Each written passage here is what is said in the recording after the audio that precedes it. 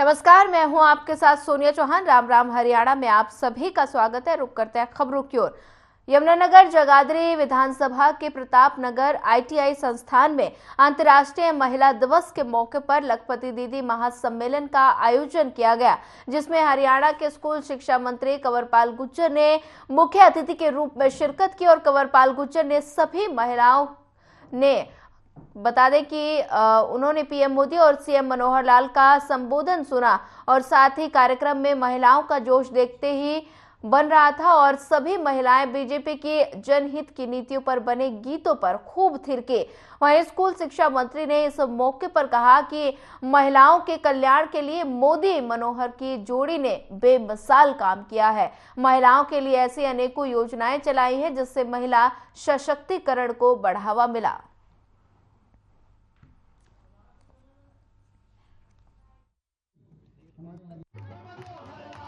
मैं समझता हूं कि जो एक टारगेट रखा माननीय प्रधानमंत्री ने कि 2047 तक भारत को एक विकसित राष्ट्र बनाना, तो जहां जहां भी ताकत है उस ताकत का पूरा उपयोग करना। मैं समझता हूं जब तक हम पूरी ताकत का, अपने संसाधनों का पूरा उपयोग नहीं करेंगे तब तक हम विकसित राष्ट्र बन नहीं सकते। तो माननीय प्रधानमंत्री जी हर जगह जहां भी, और इसलिए जो हमारी बहनें हैं उनका उन्हें टारगेट रखा कि 3 करोड़ बहनों को हम लखपति दीदी बनाएंगे। तो जो ये सेल्फ हेल्प ग्रुप है, मैं समझता हूं कि सबसे बड़ा योगदान इसका हो सकता है, क्योंकि बहुत बड़ी संख्या में हर गांव में 100 से लेके 300-400 तक महिलाएं सेल्फ हेल्प ग्रुप के साथ जुड़ी हैं। और अगर ये महिलाएं काम करती हैं और इनको मौका मिलता है और इनकी आमदन बढ़ती है, तो मैं समझता हूं कि देश शक्तिशाली तब बनेगा जब ज्यादा लोगों के पास काम होगा और ज्यादा लोग समृद्ध होंगे।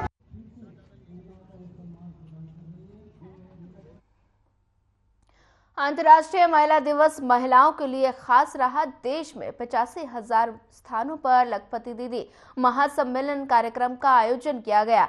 भिवानी जिले की बात करें तो 4,270 स्वयं सहायता समूहों से 44,000 महिलाएं जुड़ चुकी हैं और जिन्हें लखपति बनाने की दिशा में कार्य किया जा रहा है। और इस कार्यक्रम में बड़ी संख्या में महिलाओं ने हिस्सा लिया। आयोजित कार्यक्रम में भिवानी महेंद्रगढ़ से सांसद धर्मवीर सिंह व विधायक घनश्याम सर्राफ मुख्य रूप में उपस्थित रहे।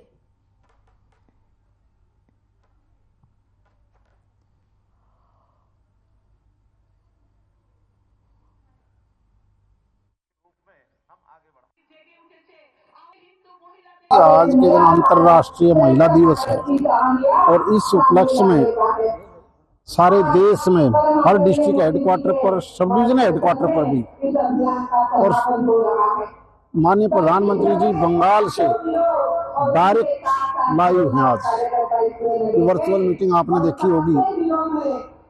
देखो, जिस घर में महिला पढ़ी लिखी है, महिला सशक्त है, वो परिवार अपने आप ही आगे बढ़ेगा। अगर जिस घर में महिलाओं की कदर नहीं होती किसी भी परिवार में, तो अपने आप उसका सर्वनाश हो जाता है। और ये बात अब देश समझ चुका है। मैं ये कहना चाहता हूँ कि जिस प्रकार से महिलाओं का दिवस आ रहा है 8 तारीख को, और ये 6 तारीख को पूर्वाह्न 2 दिन पहले कार्यक्रम किया गया है, और इसमें प्रधानमंत्री श्रीमान नरेंद्र मोदी जी और हमारे मुख्यमंत्री श्रीमान मनोहर लाल जी, उनका एक आशीर्वाद हम सबको प्राप्त हो। और सभी हमारी बहनें जो भी किसी भी NGO में आती है या ग्रामीण आजीविका मिशन में आती हैं, उन सब के सेल्फ हेल्प ग्रुप बने हुए हैं। उन सब को लेके हम आगे बढ़ रहे हैं और पूरा देश। और मैं डिस्ट्रिक्ट प्रोग्राम मैनेजर भिवानी जिला में अभी तक 4270 स्वयं सहायता समूहों का गठन हो चुका है, जिसमें 44,000 कुछ महिलाएं जुड़ी हुई हैं।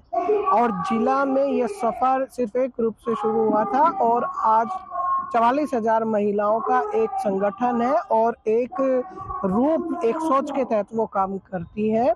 अभी जो आज का जो महासम्मेलन है वो लखपति दीदी का है, जिसका मुख्य उद्देश्य है हर महिला की 1 लाख रुपए वार्षिक आय अवश्य होनी चाहिए, उसका अपना रोजगार, उसका अपना आत्मसम्मान, उसकी अपनी कार्य क्षेत्र, अपनी कार्य प्रणाली।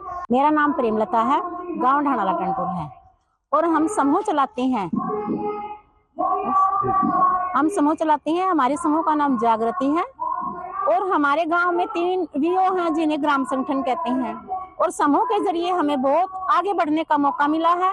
समूह में भी हमारी 2 लाख के करीब बचत है जो हमारी अपनी है, और जो बैंक ने लोन दिया है और हमारा सरकार ने आरएफ दिया है जिसको रिवॉल्विंग फंड कहते हैं। मेरा नाम विनोद है और मेरा गांव का नाम पलाटगढ़ और मेरा डिस्ट्रिक्ट भिवानी से हूँ, और हम समूह से जुड़े हुए हैं। हमें समूह से बहुत अच्छा लेन देन का पता चला, और बैंक का भी लान जान का पता चला, और लखपति जी का प्रोग्राम देखकर हमें बहुत अच्छा लगा। और हमें अपने ग्रुप में आज तक की बचत 90,000 रुपया हो चुकी है, और 18 लाख रुपया सेल से हम लेकर लेन देन बहुत अच्छी तरीके से उधार वापसी कर रहे हैं और चला रहे हैं। हमें किसी साहूकार के पास जाने की अब जरूरत नहीं रही, हम खुद ही लखपति दीदी बन गए, और सरकार मोदी का धन्यवाद करते हैं। हमारे लिए बहुत अच्छा सहयोग करा, और हमें बहनों को इसी तरह में आगे भी बढ़ाया जाए। मेरा नाम अनीता है, मेरे गांव का नाम पलाटगढ़ है, मेरे समूह का नाम श्री राम महिला स्वयं सहायता समूह है, और मैं पिछले 5 सालों से समूह से जुड़ी हुई हूँ। पहले हमें बस घर का चूल्हा चौके तक ही सीमित थी। मैं एक मिडिल क्लास फैमिली से बिलोंग करती हूँ, और वहाँ पर औरतों का तेज बोलना भी जहाँ पर मना होता है।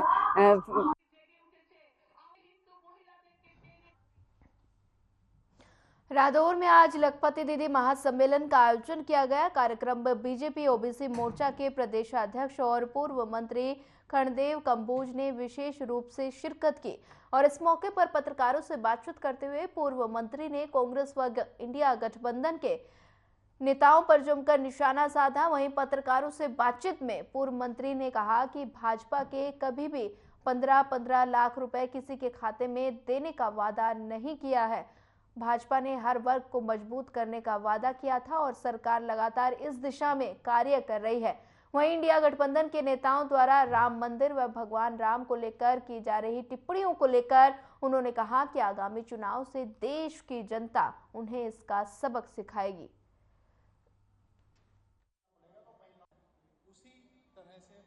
नरेंद्र मोदी जी का एक मानना है कि अगर हमने देश को 2047 से पहले विकसित भारत बनाना है तो इस देश की नारियों को हमने मजबूत करना पड़ेगा। नारियों को सशक्त किए बिना जो है ना देश मजबूत नहीं हो सकता।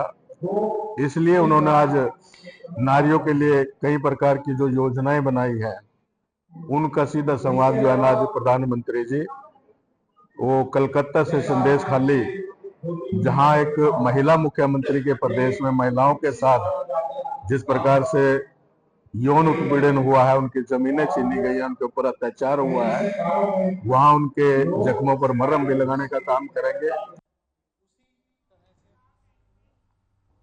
हरियाणा के गृह एवं स्वास्थ्य मंत्री का बयान सामने आया है। आपको बता दें कि नव्य सिंह राठी हत्याकांड मामले पर बोलते हुए उन्होंने कहा कि सीबीआई को राठी हत्याकांड की जांच सौंप दी गई है, और इसी के साथ उन्होंने गुरुग्राम में माउथ फ्रेशनर खाने से तबीयत बिगड़ने पर कहा कि स्वास्थ्य विभाग इसकी जांच के लिए कहा गया है, और साथ ही स्वास्थ्य विभाग इसकी जांच कर रहा है।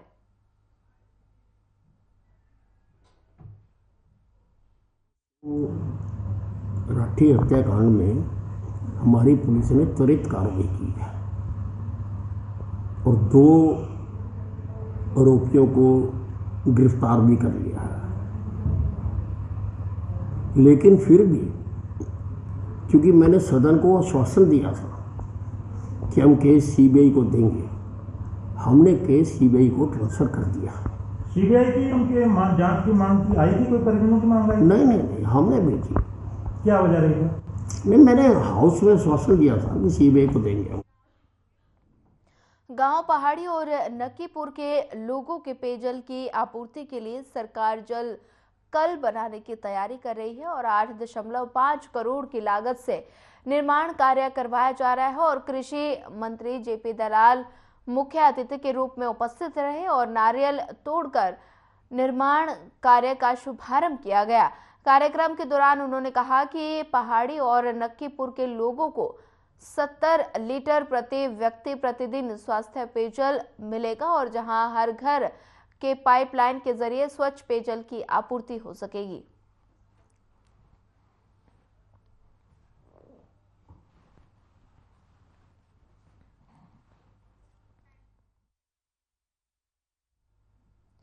बीजेपी की पूर्व सांसद और संसदीय बोर्ड की सदस्य सुधा यादव ने बताया कि गुरुग्राम लोकसभा सीट के अगले 2-3 दिन में घोषणा कर दी जाएगी और सुधा यादव की माने तो 10 मार्च तक बीजेपी की दूसरी लिस्ट भी आने की उम्मीद है। वहीं आपको बता दें कि 11 मार्च को प्रधानमंत्री नरेंद्र मोदी गुरुग्राम का दौरा करेंगे और जिसको लेकर सुधा यादव ने कहा कि सभी कार्यकर्ता उत्साह के साथ प्रधानमंत्री का स्वागत करेंगे। देखिए, आज 8 तारीख को जो अंतर्राष्ट्रीय महिला दिवस है, उसके पहले एक कार्यक्रम रखा गया है क्योंकि उस दिन महाशिवरात्रि का पर्व है और महिला वंदन कार्यक्रम है। महिलाओं को समानता का अधिकार, महिलाओं को आगे बढ़ाना, महिलाओं को विभिन्न योजनाओं के साथ में जोड़ करके सक्षम करना, इस उद्देश्य को लेकर के मोदी जी की सरकार पिछले 10 वर्षों से काम कर रही थी और अब वो उद्देश्य साकार होते दिखाई दे रहा है। इसीलिए बहुत सारी महिलाएं आज उत्साहपूर्वक